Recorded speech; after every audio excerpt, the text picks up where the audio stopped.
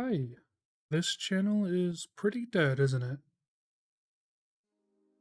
So, I'm Rai, and the reason I'm reviving my channel today is because I want to talk about Sonic X Shadow Generations. As a longtime Sonic fan who's had some ups and downs with this franchise, I'm really excited for this game. After years of this franchise giving up on its story and lore, it's been really refreshing to see them care about the world again. And one of the most recent pieces of media released for this game proves that even more.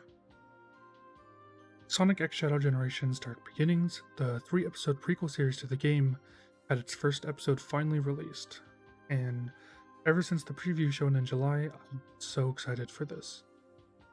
After watching it, I can say the wait was worth it. So today, I want to analyze some things I've noticed and discuss the episode.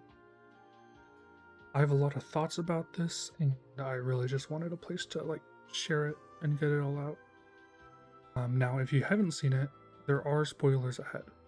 I heavily recommend watching episode 1 and then coming back to this video if you can't keep it out of your head, like me. Alright, let's get started with Sonic X Shadow Dark Beginnings episode 1, Shadow and Maria. Now, the episode starts off with a pretty mean fake out. Anyone familiar with this franchise will immediately get flashbacks. Although pretty quickly, the episode shows us Maria is actually excitedly taking Shadow's hand this time. She brings him to a room that gives a pretty good view of the Earth, and we get a really sweet interaction with Maria and Shadow, showing some of that Robotnik nerdiness as well as her general yearning for the Earth. This scene not only gives us an intimate showing of their relationship, but also has some lore implications. Finally, we get to see how Maria's condition affects her, and really heartbreaking.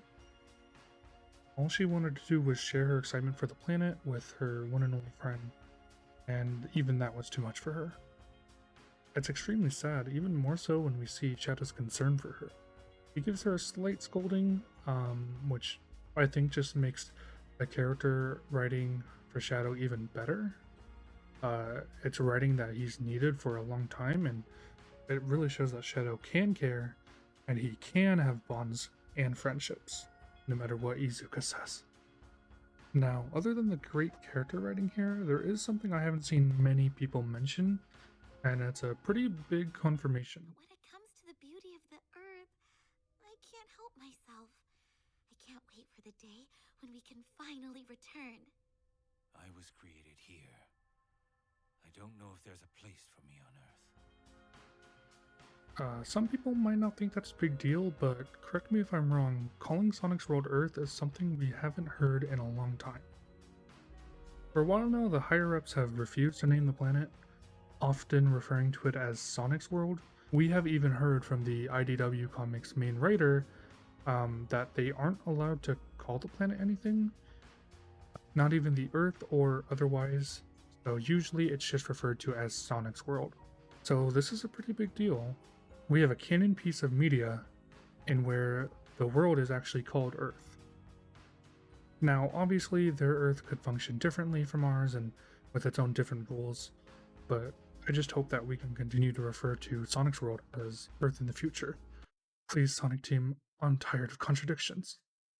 Anyway, in the rest of the scene, we can see Shadow show some symptoms of imposter syndrome, and I think all his life he's been told he was the ultimate life form, with Gerald wanting to use him to cure Maria, and seeing that after some time his goal still hasn't gotten any closer. It's pretty meaningful. It really starts to make me appreciate the Shadow the Hedgehog game a lot more.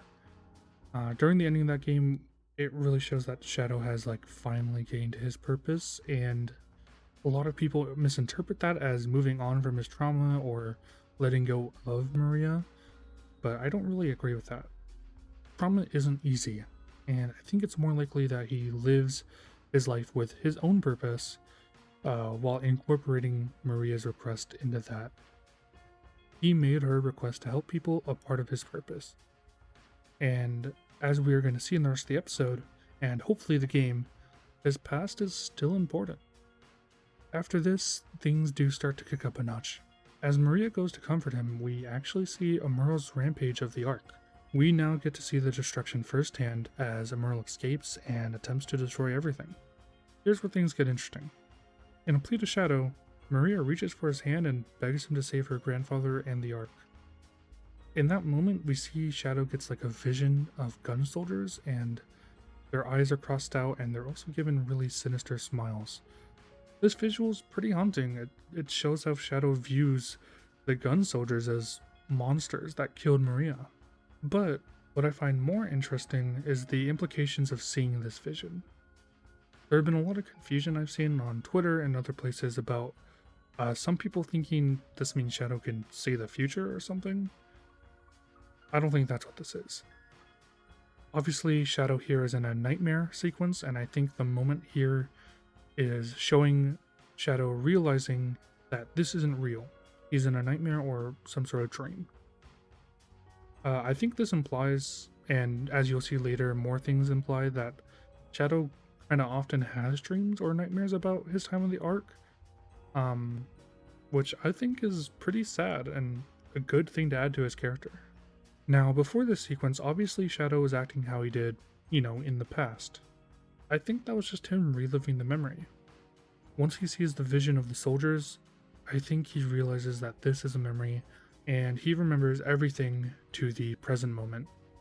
Now, I've seen some people discuss how it's a retcon that Shadow and Emerald fought here, but I think they're taking the scene wrong. I believe in the original events, Shadow did not fight Emerald. There was no, it was never stated otherwise, and Shadow obviously didn't really know who Emerald was. So here, I think after realizing this is just a memory, Shadow decides to accept Maria's request. He knows she's not real, he knows she's just a dream, but even so he wants to honor her request for his departed friend. Which kind of makes everything even more tragic, especially when he promises to come back for her. He knows he can't, but he says it to comfort her and maybe even himself. Now, that wasn't confirmed or anything, a little bit of headcanon there, but I do think it's pretty likely that that's what's happening here. Before I move on completely, I do just want to say how beautiful this was. It felt so cinematic and impactful, which for a long time Sonic would avoid due to people saying how silly it is. Personally, I think Sonic shines when it's being genuine. Maybe it's being a bit dramatic, maybe even a little goofy if you take it at face value. But if you just let yourself be engrossed with what's happening and let yourself be invested, this franchise can produce really amazing and emotional moments. I think this whole episode proves that, and I really want to see more of it in the future. Now, Shadow zooms off to go fight Emerald and keep his promise to Maria to protect Gerald. You can see the environment start to disappear behind him, and him giving no reaction to this kind of shows to me that he knows this isn't real.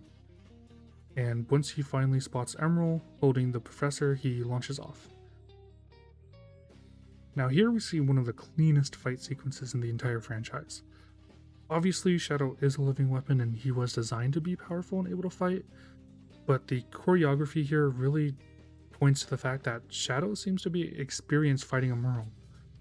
I think this really shows her that this is our Shadow from the present, the one that already experienced Sonic battle and got chances to fight Emerald and know him.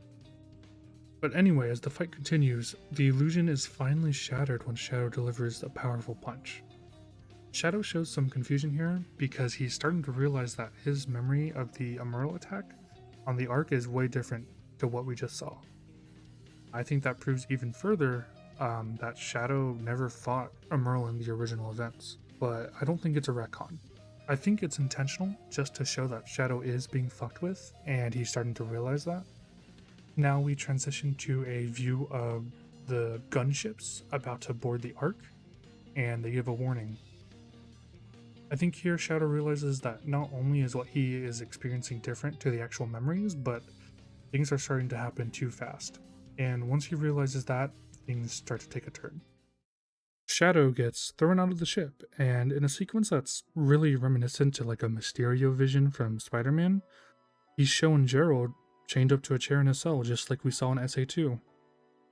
Now, this visual is honestly even more haunting than the original. We can see a lamp above him swinking before Shadow starts getting a glimpse at the firing squad that took Gerald out. This makes Shadow lunge to try to save Gerald, maybe. I think he's still thinking of the promise he gave Maria before he went to fight Emerald.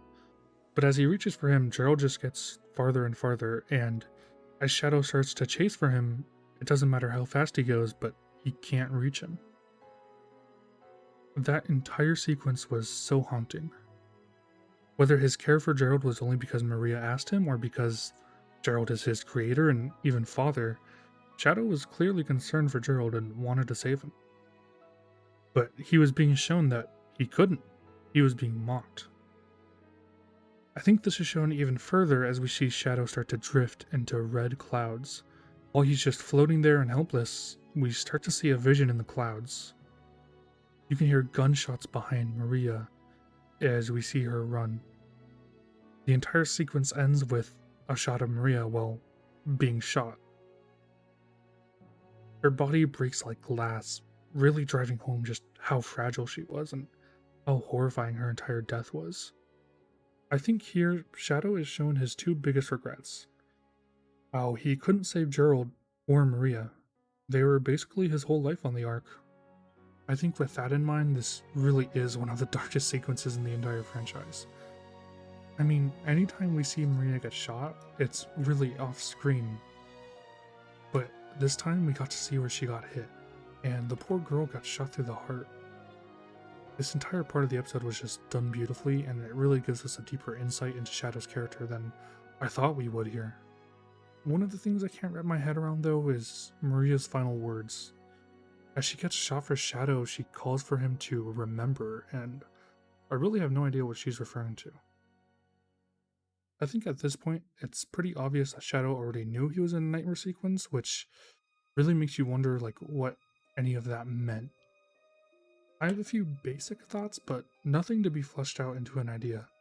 So if anyone thinks they have a good idea or theory on what she means, then feel free to share in the comments. Continuing on, after Maria gets shot, Kirk Thornton gives one of his best line deliveries as Shadow yet. As someone who never really liked Kirk's Shadow voice, this whole episode really did an amazing job on selling me on his performance. Maria! After his call for Maria, we see three eyes appear from the darkness, and eventually some familiar looking hands wrap around Shadow, which wakes him up. Although this was pretty obvious the whole time, we finally get confirmation that everything that happened really was Black Doom fucking with Shadow. He turned his pretty common dreams of the Ark into an intense nightmare and made him live through some of his deepest regrets. When Shadow comes to, he's filled with intense emotion and fear, which makes him lash out a Chaos Spear to the nearest tree. Something interesting in these brief frames is Shadow is clearly holding the yellow Chaos Emerald, possibly using its power to do a powered up Chaos Spear?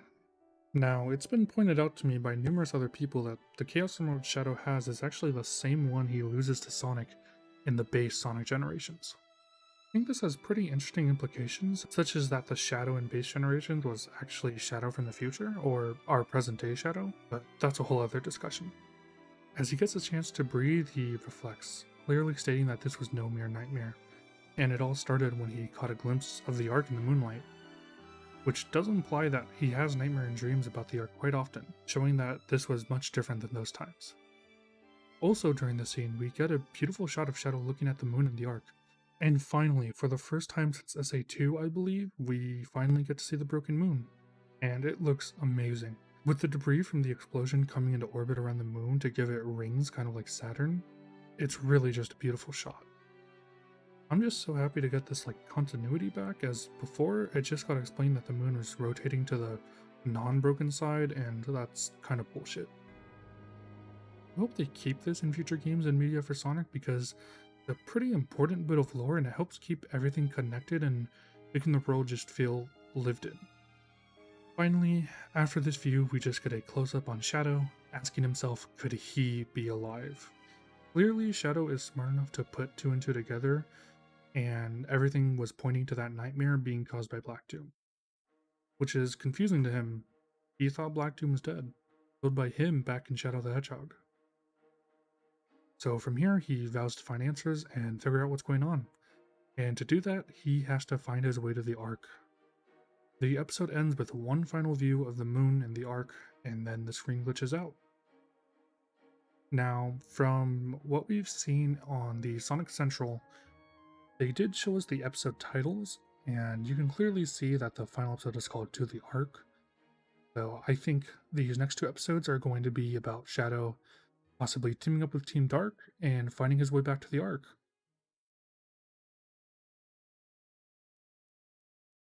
All in all, that episode was just amazing.